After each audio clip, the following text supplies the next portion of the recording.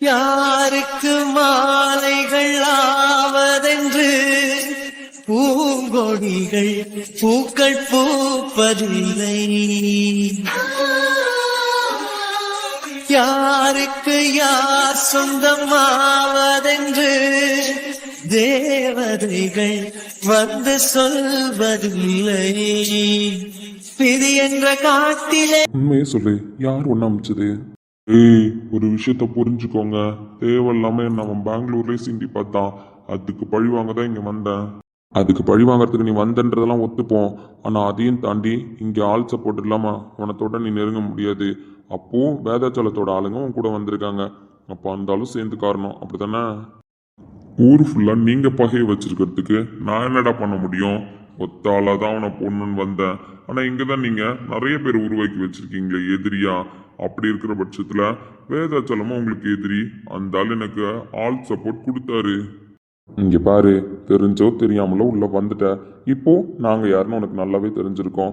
அடிப்பட்டதுக்கு அப்புறம் திருந்த வாய்ப்பு இருக்கு, இல்ல திருந்த மாட்டேன். அந்த ஆள் கூட சேர்ந்து அடுத்தடுத்த கட்டத்துக்கு போவோம் அப்படின்னா தாராளமா போ. அதெல்லாம் நான் வேணானே சொல்ல மாட்டேன். ஆனா அதுக்கு முன்னாடி ஒன்று தெரிஞ்சுக்கோ. இங்க பாரு, போய் அந்த வேதாச்சலத்துக்கிட்ட சொல்லு, ரோஹித் மேல கை வைக்கணும் அப்படின்னு நினைச்சா முதல்ல இந்த சஞ்சய் தாண்டி தான் வரணும்னு. ரோஹித்தை தோற்றத்துக்கு எந்த பக்கத்துல இருந்து எவன் வந்தாலும் சரி, ஏன் அந்த எம்மனே நேர்ல வந்தாலும் சரி, இந்த சஞ்சயை தாண்டி தான் போகணும். என்னை தாண்டின்னு சொல்றதை விட என் போனத்தை தாண்டினா மட்டும்தான்டா நீங்க அவனை தொட முடியும்.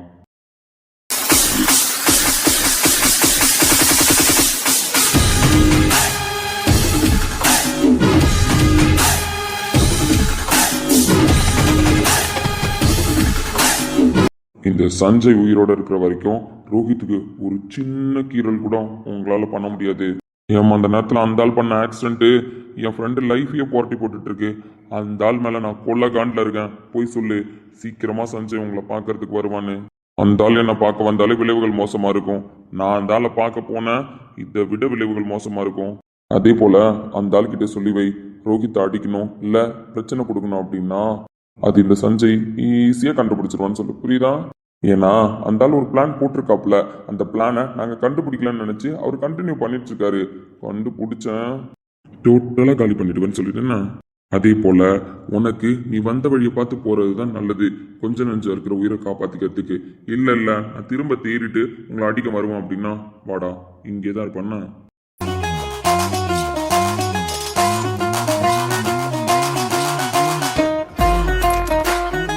சொன்ன போய் சேண்டா கேட்கவே மாட்டீங்க. இந்த மாதிரி காஸ்டியூம்லாம் போடக்கூடாதுன்னா. இந்த மாதிரி காஸ்டியூம் போட்டாதான் வில்லன் நம்புறாங்க.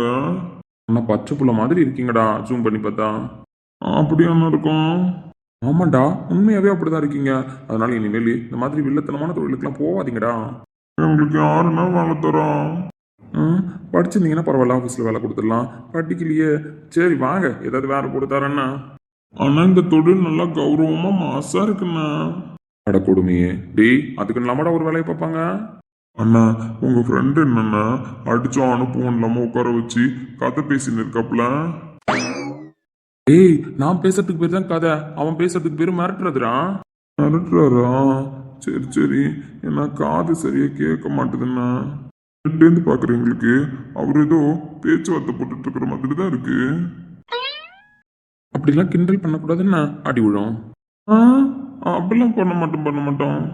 ஆமா, எனக்கு ரொம்ப நல்லாவே ஒரு டவுட்டா. அது நான் ஆள் நடமாட்டமே இல்லாத இடத்துல அட்டாக் பண்றீங்க. அப்பதானே அடிக்க முடியும், அவனாலும் பிடிக்க முடியும்.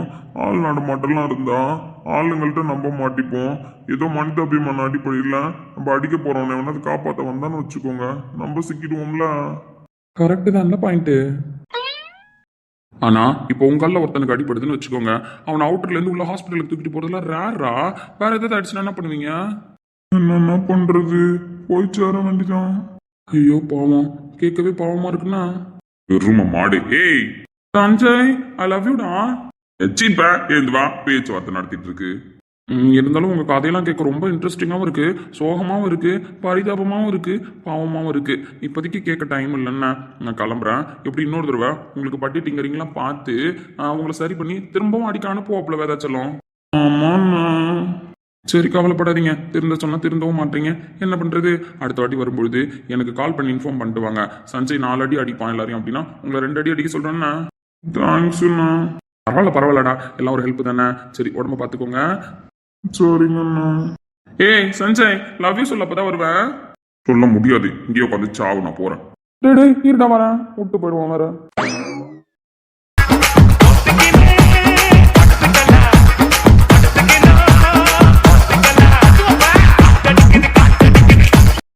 அண்ணா அடுத்த டைம் ஸ்கெட்ச் போட்டு ஒன்று தூப்போண்டா. ஏன் சி எந்துப்பா. விட மாட்டேன்னா. டேய் ஒழுங்கா போயிட்டான். இவனை பார்க்க பார்க்க எனக்கு என்ன ஓ மேல தான் கோவம் வருது. அடிச்சே கொண்டுருவேன் எழுந்து ஓடிட்டு. ஆயித்தே காரணங்க. இங்க பாரு, இதுக்கப்புறம் தேவையில்லாத வேலை என்ன கேட்காம பண்ண அவ்வளவுதான். சஞ்சய் ஒரு டவுட் கிளியர் ஆயிடுச்சு தெரியுமா? என்னன்னு கேளண்டா. ஏன் கேட்கலாம் மட்டும் சொல்லாமல இருக்க போற, சொல்லி தொலை. சொல்றேன்னா, நம்ம டிஎஸ்பி ஆஃபீஸ்க்கு போனப்போ அவர் சொன்னார்ல. ஏய் இல்ல மச்சான், அவர் சொன்னார்ல இந்த மாதிரி மெடிக்கல் ஃபிட்னஸ் எடுக்கணும், அவர் மென்டலி பிசிக்கலி நல்லா இருக்காரா அப்படின்னு பார்க்கணும்னு சொன்னார்ல. வானர் ஊத்து. இப்ப தெளிவாயிடுச்சு மச்சான், நீ எல்லாமே கரெக்டா தான் இருக்க, பர்ஃபெக்டா இருக்க. அடிச்சு அடி ஒன்னும் இடி மாதிரி இருந்துச்சு தெரியுமா?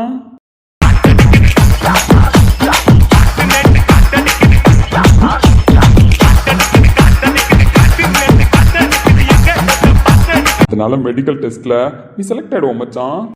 பொண்ணா மச்சான் நான் கூட கொஞ்சம் ஃபீல் பண்ணிட்டு இருந்தேன்டா. இந்த பையன் நம்ம கூட சுத்திட்டு இருந்தது, நல்லா சாப்பிட்டு தெளிவாக தான் இருந்தாலும் ஒரு டவுட் இருந்துச்சு. இப்போ கிளியர் ஆயிடுச்சுன்னா சீப்பா. சரி வா திருப்தியோட கிளம்புவோமா? என்ன எங்கட கூப்பிடுறேன், என்ன எங்க கூப்பிடுறேன்னு கேட்டேன். அதான் உனக்கு எனக்கு சம்மந்தம் இல்லைன்னு சொல்லிட்டு இல்லடா. அப்படி இருக்கும்போது என்ன எதுக்கிட்ட கூப்பிடுறேன், முட்டு கிளம்பு. அப்படிலாம் சொல்லக்கூடாதுண்ணா. நான் ஏன்டா சொல்லக்கூடாது? நான் ஏன் சொல்லக்கூடாது? நீ தான் நாங்கள் விட்டுட்டு வந்துட்டல்லடா, அப்புறம் எதுக்கு நான் கூப்பிடுறேன்? அப்படிலாம் சொல்லக்கூடாது சந்தை. திரும்ப you are my best friend. சீப்பா வாடா, ஒரு மாதிரி டயர்டா இருக்கு, கார் எடு கிளம்புவோம். இல்ல நான் எதுக்கு மிஸ்டர் ரோஹித் பிரகாஷ்க்கு கார் ஓட்டணும்? நான் என்ன அவர் ஆபீஸ்ல வேலை பார்க்குற செக்யூரிட்டி கார்டா? வர்றான், அதான் அவனுக்கு எனக்கு சம்மந்தம் இல்லைன்னு சொல்லிட்டானே. அப்படி இருக்கும்பொழுது நான் ஏன்டா உனக்கு கார் ஓட்டணும்? Point correct. என்ன நீ தான் இப்ப வேலையில் இல்லையே, அப்படி இருக்கும்பொழுது என் காரை உன்னை ஓட்ட சொல்றதெல்லாம் தப்பு. நானே கார் ஓட்டுறேன், இவ்வளோ நாள் செக்யூரிட்டி கார்டா நீ எனக்கு கார் ஓட்டின. ஆனால் இப்போ இன்ஸ்பெக்டர் வேலுச்சாமிக்கு நான் கார் ஓட்டுறேன். அவருக்கு டிரைவராக இருக்கிறதுல ஒன்றும் எனக்கு பிரச்சனை கிடையாது. ஏன் மச்சான், ஸ்டேஷனில் ஏதாவது வேலை இருந்தால் கூட போட்டு கொடுங்க. நான் வேணா உன் கூட வந்திருக்கேன் கொஞ்ச நாள். இந்த கார்த்தி பார்த்து பண்ணுற பிஸ்னஸ்லாம் ஏற்றுமா மாடு திருந்தி தொலையாது. ஜோரி திருந்ததை பற்றிலாம் அப்புறமா பேசுவோம், வாங்க போவோம். அதுக்கு முன்னாடி ஒரு லவ்யூ மட்டும் சொல்லலாம்டான். கையில் கட்டை இருக்கு, அடிச்சேன்னு வச்சுக்க. ஐயோ பாவம், போமா.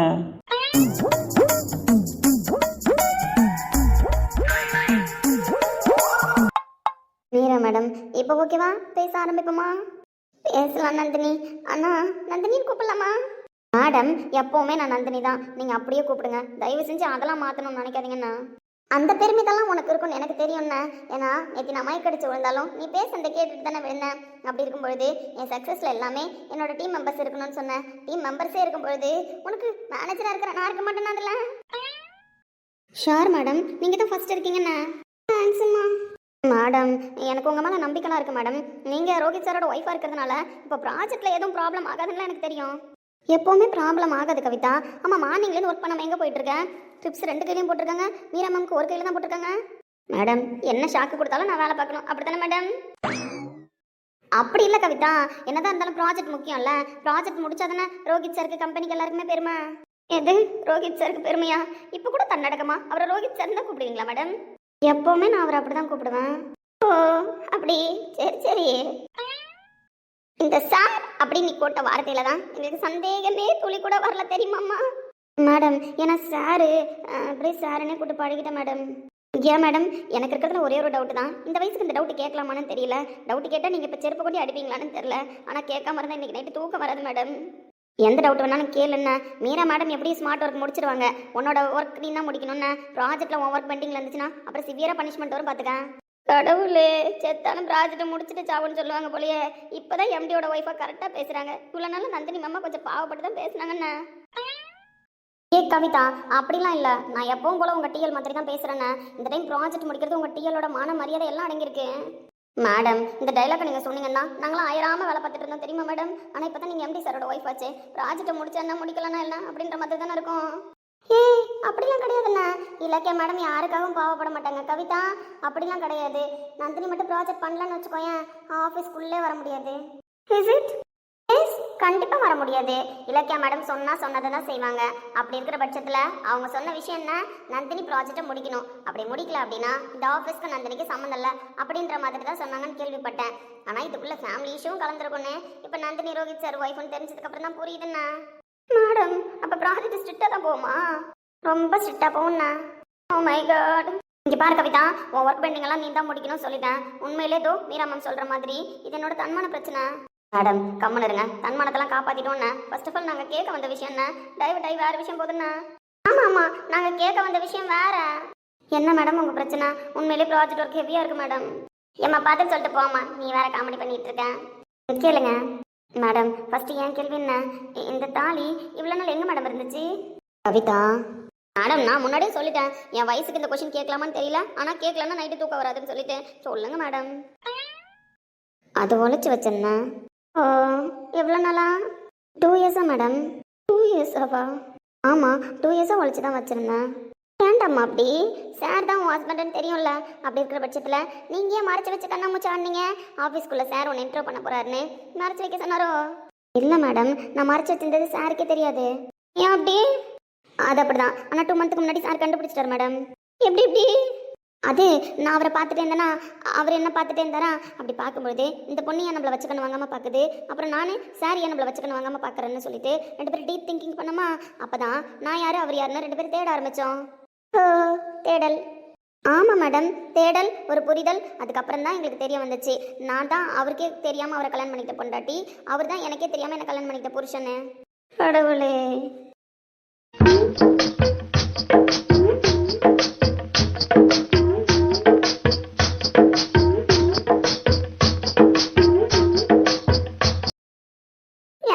அப்படி மேடம் எப்படி அதெல்லாம் டீட்டெயிலாக சொல்கிறது? ஆனால் அவரும் நானும் ஒரு தேடலில் கண்டுபிடிச்சதுக்கு அப்புறம் எங்களுக்கு கன்ஃபர்மேஷன் கொடுக்குற மாதிரி கார்த்திக் சார் இருக்கார்ல, கார்த்திக் சார் யூ மீன் உன் குழந்தைனார் கரெக்ட்? அப்படிலாம் நான் இன்னும் சொல்லலை மேடம். அவர் கூட ஸ்டேஜில் அண்ணின்னு கூப்பிட்டப்ப தான் ஃபஸ்ட்டு கேட்டேன். நார்மலாக என் அண்ணின்லாம் அவர் கூப்பிட்டதும் கிடையாது, நான் அப்படி அவர்கிட்ட பேசுறது கிடையாது. அந்த நாதாரி யாருக்கிட்ட தான் ஒழுங்காக பேசியிருக்கு உங்கள்கிட்ட அண்ணின்னு சொல்லி பேசுறதுக்கு? ஆனால் அப்படிலாம் சொல்லக்கூடாதுண்ணா. ஆசம் மேடம் பாயிண்ட்டுக்கு வருவோண்ணா. வாங்க வாங்க. அப்படி நாங்கள் 2 பேரும் தேடிக்கிட்டு இருக்கும்போது தான் கார்த்திக் சார் கன்ஃபார்ம் பண்ணிட்டாரா. அப்படி கன்ஃபார்ம் பண்ணதுக்கப்புறம் சாருக்கு ஒரு பெரிய டவுட் இருந்திருக்கு. 2 இயர்ஸ்க்கு முன்னாடி அவளுக்கே தெரியாமல் நம்ம தாலி கட்டினமே, இப்போது நம்மளுக்கே தெரியாமல் அவள் தான் நம்ம பொண்டாட்டின்னு கண்டுபிடிச்சிட்டாமே. அப்படி இருக்கிற பட்சத்தில் ஒரு வேளை நம்மளுக்கே தெரியாமல் அவள் தாலியை கழட்டி போட்டுட்டாளா, இல்லை நம்ம தான் கண்டுபிடிச்சா அவள் ஆஃபீஸ்க்கு தேடிட்டு வந்தாளா, இல்லை எத்தனை இல்லை தாலி வேணான்னு போட்டுட்டாளா, இல்லை தாலி வேணும்னு உள்ளே வச்சிருக்காளா, ஆனால் பார்த்தா தாலி போட்டுக்கிற மாதிரி தெரியலையே, இதை எப்படி கேட்குறதுன்னு புரியலையே, கேட்டால் ஒரு வேளை ஆஃபீஸ்லேருந்து போயிடுவாளா, கேட்கலன்னா நம்ம எப்படி தெரிஞ்சுக்கிறது அப்படின்னு சார் நிறைய கன்ஃபியூஷன்லேருந்து பெங்களூர் போனப்போ ஒரே வழியாக என் கழுத்தில் இந்த தாலியை கண்டுபிடிச்சிட்டார் மேடம். Oh my god. அப்படி அவர் தாலியை பார்த்ததுக்கப்புறமா என்கிட்ட சொல்லலை மேடம். அப்புறம் ஒரு நாள் பெரிய பிரச்சனையாக மாறிடுச்சு. அப்படி மாறினப்போ எங்கள் வீட்டுக்கு வந்தாங்களா, 2 குடும்பமும் பேசினாங்களா. அப்படி பேசும்பொழுது எல்லாரும் அமைதியாக இருக்கும்பொழுது ஒரு லெவலில் சஞ்சய் சாருக்கு உச்சக்கட்டமாக வந்துருச்சு. அந்த ஆளு தான் எல்லாத்துக்கும் காரணம் என்ன, எப்போ பார்த்தாலும் நீராஜின்னு பாரு. ஆனால் இந்த ஜி கிட்ட ஒரு ஜிலேபி கதை கூட சொல்லலன்றது தான் உண்மை. அதுவும் உண்மைதான் மேடம். நல்லா சொல்ல நான் பார்த்துக்கிறேன். அப்படி அவருக்கு உச்சக்கட்டமாக வந்துச்சா. அப்போ எங்கள் அப்பாட்ட போய் திடீர்னு என் ஃப்ரெண்டு கட்டின தாலி உங்கள் பொண்ணு கழுத்தில் போட்டிருக்கு, என் ஃப்ரெண்டு உங்கள் பொண்ணுக்கு வேணாம் அப்படின்னா, உங்கள் குடும்பத்துக்கு வேணாம் அப்படின்னா தாலியை கட்டி கொடுங்க, நாங்கள் மட்டும் எடுத்துகிட்டு போய் என் ஃப்ரெண்டுக்கு வேறு கல்யாணம் பண்ணுறோன்னு அப்படி ஃபோர்ஸாக பேசிட்டார் madam. Oh my god, that's Indian culture madam. எப்படி தாலியை கட்ட முடியும்? பத்தியா, சின்ன பொண்ணு இருந்தாலும் உனக்கு தெரியுது, தட் இஸ் இந்தியன் கல்ச்சர். நான் எப்படி கட்ட முடியும்? அழட்டிலாம் தரமாட்டேன்னு சொல்லிட்டேன். அதுக்கப்புறம் பிரச்சனை பெருசா போய் எப்படி உங்கள் பையனை பற்றி முன்ன பின்ன தெரியாமல் நாங்கள் எங்கள் பொண்ணு அனுப்புறது அப்படி இப்படின்னு கேட்டாங்க எங்கள் அப்பா. அப்போ உடனே ரோஹித் சாரோட அப்பா அம்மா எல்லாரும் சேர்ந்து தெரிஞ்சுக்கணும் அப்படின்னா எங்கள் பையன் உங்கள் கூட தான் இருக்கணும்னு சொல்லி சார் ஒரு 10 நாள் வெளியில் போகிறேன்னு சொல்லிட்டு போனாங்கல்ல. ஆமாம், அப்போல்லாம் அவரை பற்றி நாங்கள் தெரிஞ்சுக்கிறதுக்காக எங்கள் வீட்டில் வந்து தான் ஒருத்தராக இருந்தார். மருமகன் எப்படின்னு சொல்லிட்டு மாமனார் டெஸ்ட் பண்ணணும்னு சொல்லிட்டு எங்கள் வீட்டில் தான் ஒரு மருமகனா அவரை பற்றி ப்ரூஃப் பண்ணுறதுக்கு எங்கள் கூட இருந்தார் மேடம்.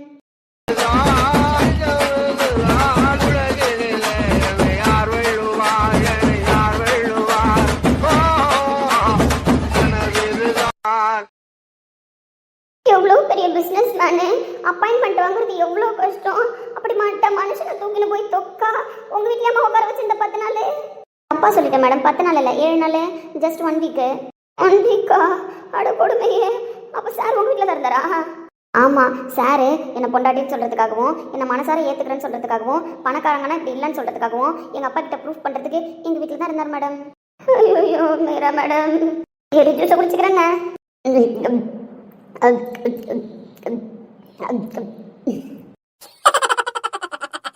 வராது மைக்கு இப்போ வராதுண்ணே அதை சொல்லுமா. இப்படிலாம் அவர் ஒரு வாரம் இருந்ததில்ல எங்கள் அப்பாவுக்கு அவர் ரொம்ப பிடிச்சி போச்சு. அப்படி பிடிச்சதுனால இதுக்கப்புறம் நான் உங்களை மாப்பிள்ளையை ஏற்றுக்கிறேன்னு சொல்லிட்டாரு மேடம். அதுக்கப்புறம் தான் சார் ஃபேமிலி எங்கள் ஃபேமிலி எல்லாம் சேர்ந்து இப்போ ரிசப்ஷன் வைக்கலான்னு முடிவு பண்ணியிருக்காங்க. மேடம் இப்படிப்பட்ட மனுஷனை தூக்கின்னு போய் தொக்க வச்சு விளையாண்டுருக்கீங்க தெரியுதா? அதாவது கவிதா, அவர் ஊருக்கே பெரிய பிஸ்னஸ் மேன் இருந்தாலும் எங்கள் வீட்டுக்கு மாப்பிள்ளை தானே. லாஜிக் கரெக்டு தான். ஆனால் எப்படி இந்த மனுஷன் ஒத்துக்கிட்டாரு? அது அது கண் பார்வையால் பார்த்து வர லவ்வுக்கு வேல்யூ அதிகம். அதனால சார் என் மேலே வச்சிருந்த காதல் அதிகம். அதனால சார் எனக்காக என்ன வேணாலும் செய்வேன்னு செஞ்சாரு. ஆதாரம் இல்லையம்மா ஆறுதல் சொல்ல, நான் அவதாரம் இல்லையம்மா தத்துவம் சொல்ல. மேடம் ஆதாரம் தான் இருக்கே தாலி.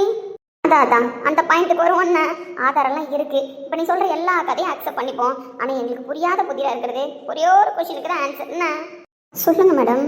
இந்த சார் உன்னை பொண்டாட்டின்னு கண்டுபிடிச்சாரு, நீ அவரை புருஷன் கண்டுபிடிச்சா, அதெல்லாம் கரெக்டு தான்மா. இதோ இப்போ இந்த பிரச்சனைலாம் எனக்கு புரியுது. ஆனால் அது எப்படி அவருக்கே தெரியாம உனக்கு தாலி கட்டினாரு, உனக்கே தெரியாம நீ தாலியை வாங்கிட்ட? மேடம் இல்லை மேடம் தெரிஞ்சுக்கணும்னா மேடம் இப்போ சீரியஸாக ஒரு விஷயம் உங்கள்கிட்ட பேசணும். மேனேஜர் ஆஃப் த கம்பெனி உங்களுக்கு தெரியாது ஒன்றும் இல்லை.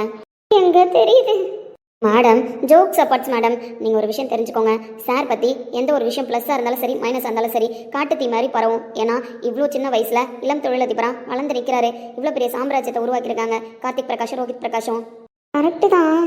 ஸோ அப்படி இருக்கிற பட்சத்தில் அவர் ஏதாவது ஒரு தப்பு பண்ணிட்டாருனோ இல்லை மூட நம்பிக்கையால் ஏதாவது பண்ணிட்டார் அப்படின்றதையோ வெளியில் சொல்ல விரும்பல. புரியல நந்தினி. மேடம் இப்போது நீங்கள் இவ்வளோ தூரம் கேட்குறதுனால சொல்கிறேன். சொல்லப்போனால் உங்களை என் சிஸ்டராக நினச்சி தான் சொல்கிறேன். நீங்கள் இந்த விஷயத்தை வெளியில் சொல்லக்கூடாது. என்னடா சீரியஸாக பேசுகிறேன்? ஆமாம் மேடம், எந்த விஷயத்தை எவ்வளோ காமெடியாக பேசினாலும் ஒரு சில விஷயம்லாம் சீரியஸ்னஸ் கூட கனெக்ட் ஆகும். அப்படி கனெக்ட் ஆக போகிற விஷயத்தை தான் இப்போ சொல்ல போகிறேன். எனக்கும் சாருக்கும் கல்யாணம் ஆச்சு. ஒருத்தவங்களுக்கு ஒருத்தவங்க யாருன்னு தெரியாது. ஸோ இப்போ ஒன்று சேர்ந்துட்டோம், அதெல்லாம் வேறு மேடம். ஆனால் 2 வருஷமாக நாங்கள் தவிச்சு தவிப்போம். அவர் யாருன்னு தெரியாமல் நானும், நான் யாருன்னு தெரியாமல் அவரும் தவிச்சு தவிப்பு இருக்கே. அது சொல்ல முடியாது மேடம். என்னடாம்மா சொல்கிறேன்? அப்போ சீரியஸாகவே தான் சொல்கிறீங்களா? 2 பேரும் ஒருத்தவங்களுக்கு ஒருத்தவங்க தெரியாமல கல்யாணம் பண்ணிக்கிட்டீங்க? ஆமாம் மேடம். அது மேடம் திரும்பவும் சொல்கிறேன், சாரை பற்றின ஒரு விஷயம் வெளியில் கசிஞ்சா கூட சார் நேமே ப்ராப்ளம் ஆகிடும். நான் வெளியில் சொல்லக்கூடாதுன்னு தான் நினச்சேன். பட் நீங்கள் இவ்வளோ தூரம் கேட்குறதுனால தான் சொல்கிறேன். இல்லை நந்தினி, சொல்லக்கூடாதுன்னா வேணாம். மற்றபடி என்னால் நியூஸ் வெளியில் போகாது. நானும் சொல்ல மாட்டேன் மேடம்.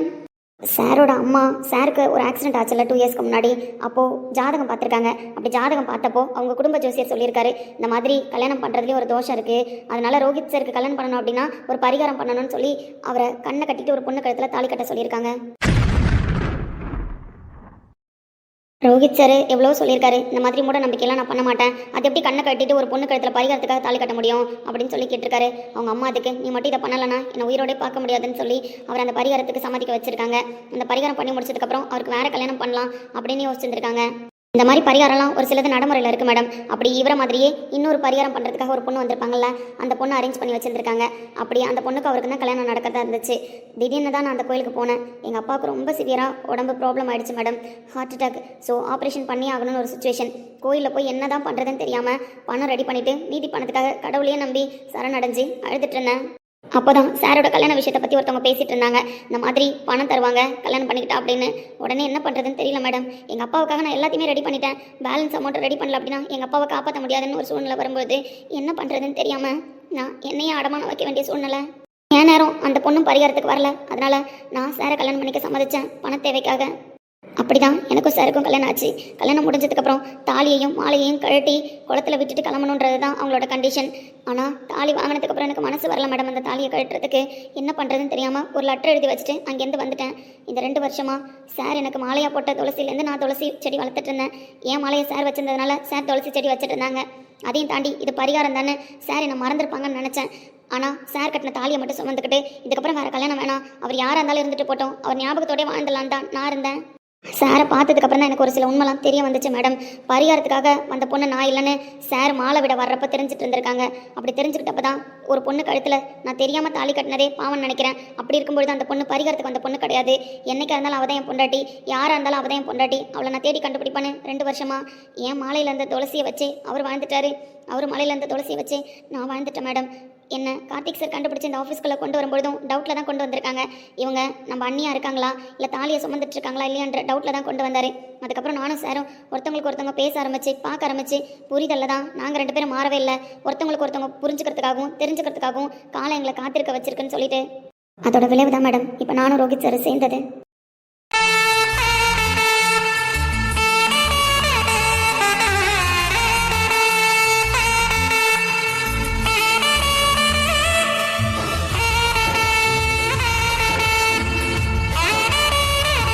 இப்படி மூட நம்பிக்கையால் மிஸ்டர் ரோஹித் பிரகாஷ் இப்படிலாம் பண்ணிட்டாருன்னு வெளி உலகத்துக்கு தெரிய வேணாம் தான் நான் சாரோட அப்பா கிட்ட சொல்லி ஒரு சில ரீசனால அவங்க பிரிஞ்சிருந்தாங்க. இப்போ ரிசப்ஷன் வைக்க போகிறோம் அப்படின்றத மட்டும் சொல்ல சொன்னேன். சார் மனசரிஞ்சு எனக்கு துரோகம் பண்ணலை மேடம். அதனால தான் நந்தினி என்னால் பிலீவ் பண்ணவே முடியல. இப்படி இருப்பாங்களா மேடம்? உண்மையில ரொம்ப பியூர் லவ் மேடம். அதனால தான் நாங்கள் 2 பேரும் ஒன்று சேர்ந்துட்டோன்னு நினைக்கிறேன். என்னை விட சார் ஒரு படி மேலே. செம்ம கிரேட் நந்தினி. இப்போ இதை கேட்டதுக்கப்புறம் சார் மேலேயும் உன் மேலேயும் இருக்கிற மரியாதை எனக்கு 1000 மடங்கு அதிகரிச்சிருக்கு. உண்மைதான் மேடம். சார் என்னதான் நினச்சிட்டு இருக்காருன்னு தெரிஞ்சப்போ எனக்கும் சார் மேலே அந்த மரியாதை கூடிடுச்சு தான். அதுக்கப்புறம் நிறைய ப்ராப்ளம் வந்துச்சு மேடம். அவர் என்ன புருஷனா எனக்கு வந்து எல்லா ப்ராப்ளமும் ஃபேஸ் பண்ணி எங்கள் அப்பா மனசில் இடம் பிடிச்சி இதோ இப்போ இந்த தாலிக்கு சொந்தமானவன் நான் தானே வெளி உலகத்துக்கு தெரிகிற மாதிரி தெரிய வச்சிட்டாரு. 2 பேரும் பட்ட கஷ்டத்துக்கலாம் இதுக்கப்புறம் நல்லா இருப்போம்னு நினைக்கிறேன் மேடம். அவ்வளோதான். கண்டிப்பாக நல்லா இருப்பீங்க மேடம். உங்கள் கதையை கேட்கும்போது எனக்கே கஷ்டமாக வருது தெரியுமா மேடம்? ஐயோ கவிதா, அப்படிலாம் ஃபீல் பண்ணுறதுக்காக நான் சொல்லலை. ப்ளீஸ் நான் சொன்ன கதையை இதோட மறந்துடுங்க. இதுக்கப்புறம் சாருக்கோ இல்லை வேறு யாருக்கோ இதை பற்றி தெரியக்கூடாது. கண்டிப்பாக தெரிய வராது நந்தினி. எனக்கு இப்போ கிளாரிஃபிகேஷன் கிடச்சிருச்சு. உண்மையில் இந்த மதர்லாம் யாரும் இருக்க மாட்டாங்கம்மா. உண்மையிலே இந்த காலகட்டத்தில் யாரும் இருக்க மாட்டாங்க. அவர் எவ்வளோ பெரிய தொழிலதிபர். அவர் நினச்சிருந்தா என்னென்னோ பண்ணியிருந்திருக்கலாம். ஆனால் தாலி கட்டினதுக்காக உன்னை தேடி அலைஞ்சிட்டு இருந்திருக்காரு. 2 வருஷமா சார் என்னதான் எல்லாத்துலேயும் ஆக்டிவாக இருந்தாலும் அவர் மனசளவில் ஏதோ ஒரு கஷ்டம் அவரை போட்டு அழுத்திட்டு தான் இருந்தது. அதுவும் நீ சொல்கிற மாதிரி அந்த துளசி செடி கூட தான் மோஸ்ட்லி டைம் ஸ்பெண்ட் பண்ணுவார். இப்போ என்னால் புரிஞ்சுக்க முடியுது அந்த துளசி செடியை நினச்சி அவர் ஏன் ஃபீல் பண்ணார். இவ்வளோ நாளாக எவ்வளோ காத்திருப்போட ஆசையோட உன் எதிர்பார்ப்பை நினச்சி வாழ்ந்துருப்பாருன்னு. கண்டிப்பாக இதுக்கப்புறம் நீங்கள் 2 பேரும் சந்தோஷமாக இருப்பீங்க. Thanks madam. மேடம் அதையும் தாண்டி இந்த இலக்கிய மேடம் சொல்கிறாங்கல்ல உங்களால் முடியாதுன்னு சொல்லிட்டு நம்ம கெட்ட ப்ராஜெக்டை முடிப்போம் மேடம். முடிச்சு எங்கள் டிஎல் மாஸ் ஆனவங்கன்னு சொல்லி பாருங்கள் மேடம். ரோஹித் சாரோட ஒய்ஃபாக நீங்கள் போகும்போது எல்லா தகுதியும் உங்களுக்கு இருக்குன்னு சொல்லி நாங்களாம் உங்களுக்கு சப்போர்ட் பண்ணி இந்த ப்ராஜெக்டை முடிச்சு காட்டுறோம் மேடம். தேங்க்ஸ்டா. ஷோர் மேடம் நான் தெம்பாக தான் இருக்கேன். இதோ இப்போ ஒர்க் பண்ண வந்துடுறேன் மேடம். ஓகே வா, ஒன்றும் ப்ராப்ளம் இல்லை. நான் போய் ஒர்க் பார்க்குறேன். மீரா மேடம் மனசில் எதுவும் வச்சுக்காதீங்கன்னு சொல்லலன்னு. ஏன்னா நிறைய குழப்பத்தோடு போயிட்டு இருந்ததுனால தான் உங்கள்கிட்ட சொல்ல முடியல. இல்லைடாமா, எஸ்டர்டே கூட நீ சொல்ல தான் வந்த. நான் தான் காது கொடுத்து கேட்கல. இருந்தாலும் நான் சொல்லியிருக்கணும் மேடம். அதெல்லாம் ஒன்றும் ப்ராப்ளம் இல்லை நந்தினி. நீ போய் ஒர்க்கை பாரு. Okay madam. ஏன் மேடம் காவிய காதல் இல்லை? அஃப்கோர்ஸ் காவிய காதல் தான். இந்த மாதிரிலாம் யாராவது காதலிக்க முடியுமா? ஏன் மேடம் நீங்கள் யாராவது லவ் பண்ணியிருக்கீங்க? அப்படி யாரும் நம்ம கண்ணில் மாட்டலையே. எனக்கு கூட மாட்டல மேடம். நந்தினி சொன்ன மாதிரி பார்க்கும்பொழுதே ஒருத்தவங்க நமக்கானவன்னு தோணுமோ அப்படிதான் சொல்கிறாங்க மேடம். அது எப்படி உணர்வு பூர்வமாக உணர்றது? ஏய் ஒழுங்கா இளநியை குடிச்சிட்டு போய் சொல்லிட்டேன்.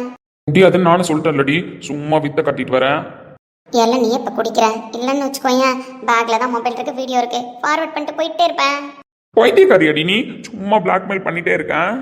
நான் ஏன்டா பிளாக்மெயில் பண்ண போகிறேன்? நீ இளநீ குடிச்சா இப்போவும் சொல்கிறேன். உனக்காக தான் ஆசையாக வாங்கினேன். அதுவும் நம்ம 2 பேரும் ஒரு இளநியில் 2 ஸ்டாப் போட்டு குடிக்கணும்னு வாங்கினேன். அதனால ஒழுங்காவா குடிச்சிட்டு கிளம்பலாம். நல்லா இருக்குடி. எனக்கு தான் வேலை இருக்கு. ப்ராஜெக்ட் எவ்வளோ பீக்கில் போயிட்டு இருக்கு தெரியுமா? 2 டேஸில் அவுட்புட் கொடுக்கணும். இல்லைன்னு வச்சுக்கோயேன் அவ்வளோதான்.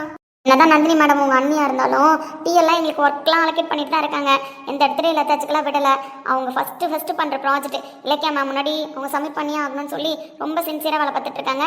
எங்களுக்கு அப்படி தான் வேலை அலோகேட் பண்ணிட்டு இருக்காங்க.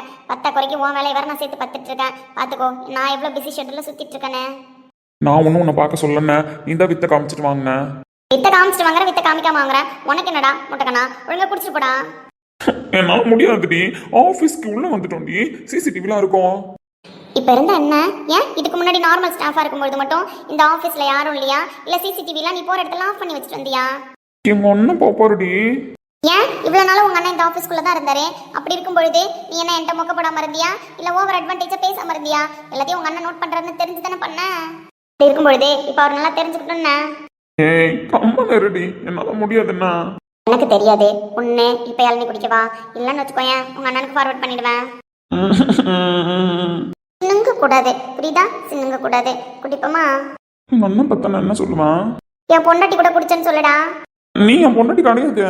நான் தான் உன் பொண்டாட்டி புரியுதா? வேற எவ்வளோ வர முடியாது. மரியாதையே குடிக்கலாம் வா.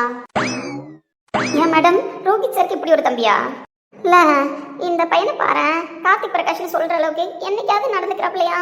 இல்லவே இல்லை மேடம். அவர் இன்னமும் பொண்டாட்டியை பார்ப்பாரு. நானும் பார்த்துருக்கேன். மற்றபடி சார் அட்வான்டேஜ் லெவலுக்குலாம் போனதில்லை. இத்தனைக்கும் நந்தினி மேம் தாலி கட்டின பொண்டாட்டி. அப்படி இருக்கும்போது அவர் என்னென்னோ பண்ணியிருக்கலாம் மேடம். எங்களுக்குலாம் லைட்டாக டவுட் வர மாதிரி மட்டும்தான் அவர் நடந்துட்டாரு. மற்றபடி ஒரு அட்வான்டேஜ் எடுத்துக்கிட்டது கிடையாது. நான் சொந்த பொண்டாட்டிக்கிட்டே.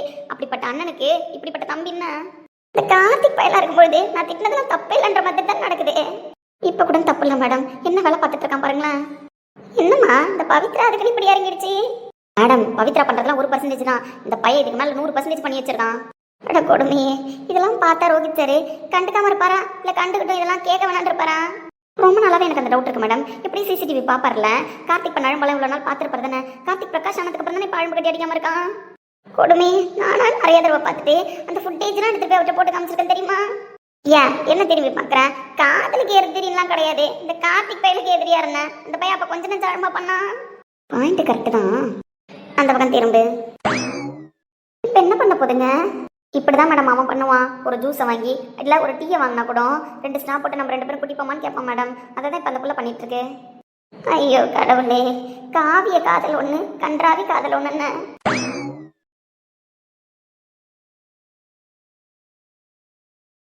ஒழுங்கா இளநியை கூட்டிட்டு இதுக்கிட்ட ஏன் முடிச்சு பார்க்குறேன்? கார்த்தி என்ன உண்மையாவே என்ன நல்லா இல்லையா? இல்லை, என் கையை பிடிச்சிருக்கேன். அது இளநீ எப்படி பிடிக்கிறது? அதனால ஒரு சப்போர்ட்க்கு பிடிச்சிருக்கேன். 2 பேரும் ஒரே இளநியை குடிக்கிறோம். வேற என்ன பண்றது? நீ அப்படிதான் சொல்ற. நான் சொன்னதுக்காக குடிக்கிறியாடா? ஆமா. இல்லை இல்லை அப்படின்னா உனக்கு தோன்றதுக்கு நான் எதுவும் பண்ண முடியாது. நான் உண்மையிலே நீ மிரட்டுறதுக்கு பயந்து தான் குடிக்கிறேன்ப்பா. டே முட்டக்கண்ணா, என்ன? I love you Pavithra. I love யூடா முட்டக்கண்ணா. ஐ லவ் யூ பொறுக்கி. I love you. அன்பே எந்தன் காதல் சொல்ல நொடி ஒன்று போதுமே, அதை நானும் மெய்ப்பிக்கத்தானே ஒரு வாயுள் வேண்டுமே. இல்லை இல்லை சொல்ல ஒரு கணம் போதும், இல்லை என்று சொல்லி தாங்குவதென்றால் இன்னும் இன்னும் எனக்கு ஒரு ஜென்மம் வேண்டும். என்ன சொல்ல போ? எப்படி இருக்கு தெரியுமா? ரொம்ப குடி, நான் கிளம்புறேன். ஒரே கூட்டில் 2 பறவைகள் போல, ஒரே இளநீரில் 2 குழாய்கள், மறைத்து வைத்த உன் காதலை மறுபடி மீட்டெடுக்கும் வழிகள். அன்று உன் காதல் தாகம் எனக்கு புரியவில்லை, என்று என் காதல் தாகத்திற்கு உன்னை தவிர மறந்தில்லை. நீ விலகி போவதாக நாடகம் ஆடலாம், ஆனால் உன் கண்கள் சொல்லும் உண்மையை எப்படி மறைப்பாய்? இதோ நாம் உறிஞ்சும் ஒவ்வொரு துளி நீரிலும் சுவைப்பது வெறும் இனிப்பல்ல, அன்று நீ எனக்காக சிந்திய காதலின் மெச்சம். உன் குழாய் வழியே உன் பழைய காதல் வரட்டும், என் குழாய் வழியே என் புதிய காதல் செல்லட்டும். நடுவே இருக்கும் இந்த இளநீரில் நம் மூச்சு காற்று கலந்து மறைந்து போன உன் காதலை மறுபடியும் உயிர் பெறச் செய்யட்டும். இனி பிரிவேது நமக்கு, ஒரே இளநீரில் கலந்திருக்கிறது நம் இருவரின் உயிரும் காதலும். ஐ லவ் யூடா முட்டக்கண்ணா. அன்பே ஓர் நிமிடம் உன்னை மறந்திருக்க என்னாலே முடியவில்லை. இங்கு எந்த நாள் முழுக்க உன்னை நினைத்திருக்க ஒரு போதும் மறுக்கவில்லை. சின்ன சின்ன கூத்து நீ செய்யறத பார்த்து உள்ளுக்குள்ளே நான் சிரித்தேன். வண்ண வண்ண கார்த்தி, உண்மையாவே உனக்கு என் மேல காதல் இல்லையாடா? இல்லை, ஆனா எனக்கு காதல் காதலா இருக்குடா. இதுக்கெல்லாம் ஒன்றும் பண்ண முடியாதுடி முட்டைக்கண்ணி. பத்தியா பத்தியா முட்டைக்கண்ணின்னு கூப்பிடுறேன். முட்டைக்கண்ணின்னு கூப்பிட்டாலே நீ உரிமையா கூப்பிடுற மாதிரி தான் இருக்க. இங்கே பாரு, நீ தேவையில்லாம எனக்குள்ள இருக்கிற உணர்ச்சியெல்லாம் வெளியில வர வைக்கிற. அப்படி வர வைக்கிறது தானடா காதல். ஏய், நீ என்ன மாதிரிலாம் ட்ரை பண்ண முடியாது. அப்படி ட்ரை பண்ணா நீ ஜெயிக்கவும் முடியாது. அது எப்படா முடியாது? நான் எப்படி இல்லாமல் இருந்தேன், ஆனால் என் மனசையே மாற்றி நீ கரையை வச்சுட்ட தானடா. அப்படி இருக்கும்பொழுது உன் மனசை மாற்றுற ட்ரிக்ஸ் என்னன்னு எனக்கு தெரியாதா?